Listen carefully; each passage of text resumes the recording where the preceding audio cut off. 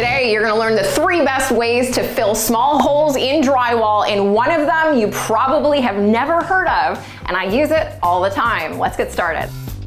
One of the most common drywall repairs is this one right here. Your screw-in anchor is notorious for something that needs a repair. Let's back this out.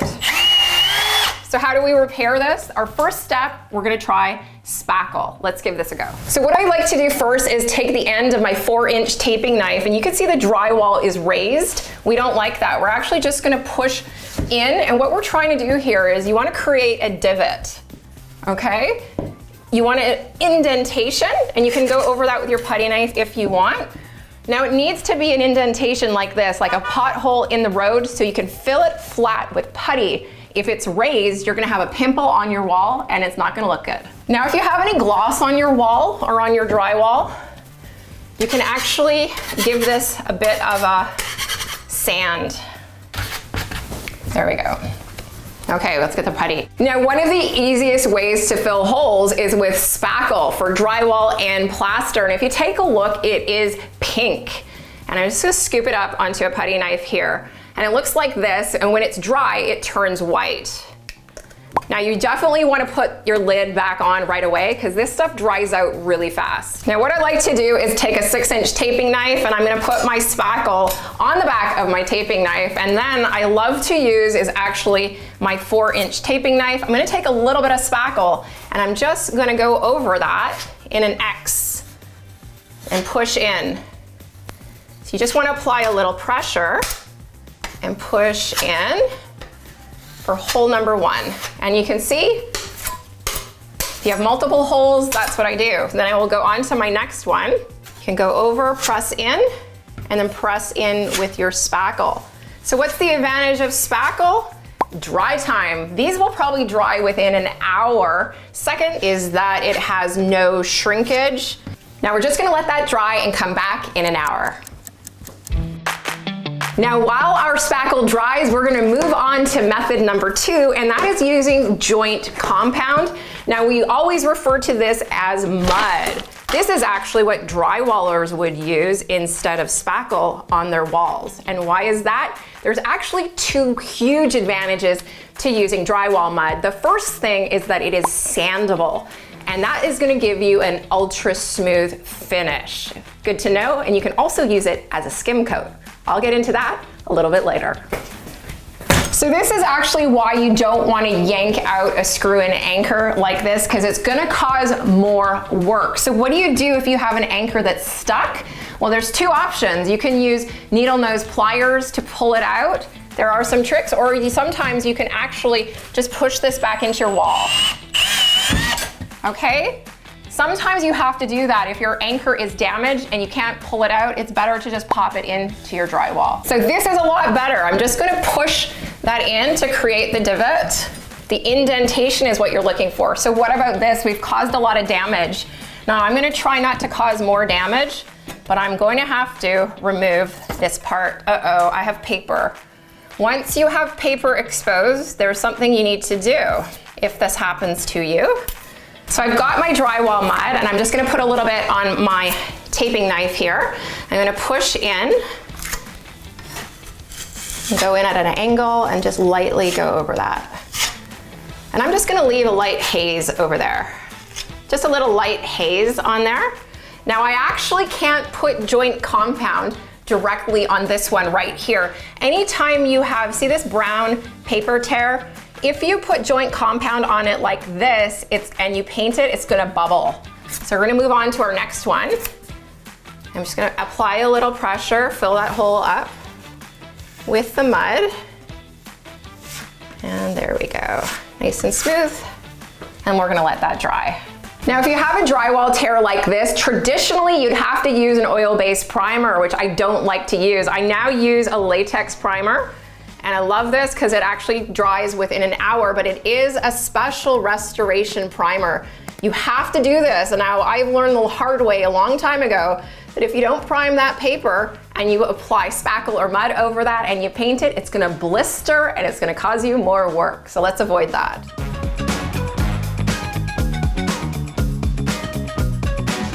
Right now it's dried. We've left it for about an hour and it's looking good. I'm just gonna take a fine grit sandpaper and I'm gonna use it starting on the outside here, if you see. I'm trying not to take too much off of the middle. So I'm just gonna go around here like this. And why I'm doing that is I'm just gonna want to feather, and I don't want to take too much off of there. So with spackle, it dries really fast, but for a hole this size, typically you're gonna need 2 coats, and that's pretty standard. And I'm just trying to be a little light going over there, and always feel with your hands. You're gonna feel sometimes what you can't see. And then moving over here, same thing. We're just applying consistent pressure. You have to be careful you don't push too heavy. If you push hard on a sanding block like this, you're gonna remove too much spackle from the center. So I'm just going a little light once I go over the center of our patch. So you can see our spackle is dry to the touch. We've sanded it. Meanwhile, over here, the drywall compound is still wet. Advantage, spackle. Now there is a caution that goes along with spackle, and it says so on its container. Now most people don't know this. I'm about to show you something you're never supposed to do with this, but unfortunately a lot of people do this. So spackle is made for small holes. You do not want to ever take it, and if you see a video where someone's doing this on a wall with spackle, or is doing a skim coat and filling a large hole with this, don't do this. This will be an absolute nightmare to sand. So if ever you're using this in your home and you're saying, you know, I'm not actually getting the results that I want and I don't understand, that actually happens to a lot of us. Happened to me very early on in my career, and then I read the fine print. Don't do this. What I like to do as a trick is to remember small holes, small packaging. Big holes, you're gonna use your drywall compound for something like this. Anytime you have a small hole like an anchor hole, you more than likely are gonna require a second coat of spackle. So this is dried, it's sanded, and now I'm just gonna lay on the spackle, and I'm just gonna have a bit of just gonna leave a little bit extra there. Second coat, joint compound, we're good to go. I'm just gonna hit that up for our second. Okay, let's try not to take too much off of there too. Let's clean up my knife. Okay, there we go.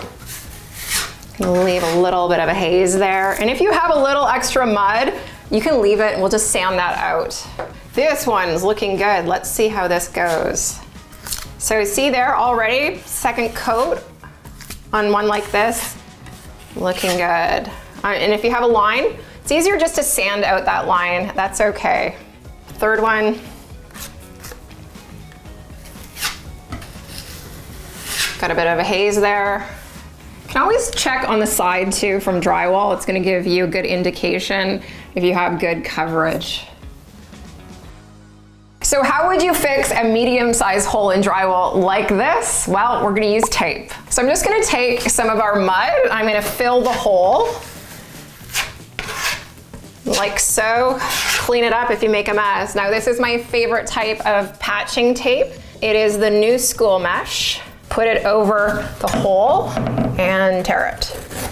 To set the tape, go across there and across there. So for our first coat, you just want to make it nice and thin and clean up any excess around it and let that dry. Now because our second coat was so light, this only took about 20 minutes to dry. That's fantastic. I'm going to use just a quick light sand. So 1 hour later, our drywall tear is now dry to the touch. We're going to use our joint compound and push it in and fill up that little bit of a whoopsie that we had. But the good thing is everything is fixable, especially with drywall mud. So for our third method, this is what I call a hybrid method that I use quite often. And I use this if I'm short on time, but I want a high level of finish. Now, when I don't have a lot of time, I use spackle. So I'm just gonna take that, push it in to our hole as much as I can. So I'm gonna push that in, and I really don't want much on the surface of our drywall. So let's remove all the excess and we're gonna let that dry. So why I've used Spackle here is an hour and a half later, the Spackle is dry. But if you take a look here at our hole with joint compound, this is actually still wet to the touch. So I can't do a second coat and I can't sand.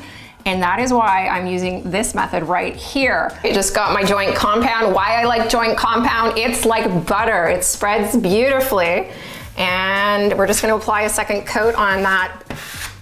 I'm just gonna leave a bit of a skim on there, just a teeny bit, okay? Clean it up on the edge there. And we're just gonna leave it like that and let that dry. So what I like about this is I can get in and patch a hole this size with Spackle and with drywall compound and get it super crisp and smooth, and it will look fantastic. Love it. So moving on from the Spackle to the drywall compound, you're just gonna hit that up with your primer. I'm just gonna feather lightly outwards in like a starburst pattern so that it blends. My goal is that I do not want to have to paint this whole wall. And then we're just gonna prime over this one, and already that's actually giving me really, really good coverage. And this one here was our third method. And I've just primed that, and that is blending very, very nicely. And what about this patch over here? Remember this one? Small patch I made with my patching tape. It's actually right here. That is only one coat of drywall compound. And that is why I use that type of tape, is because it is super flat and I can actually barely feel that. That's one coat. Let's zoom in and take a look at that. That's gonna be really even hard to see. So how do you avoid anchor failure in the first place? Well, it's to use a better, stronger anchor, and the best one I've found, I tested out in this video right here. The weight rating is amazing. Check it out.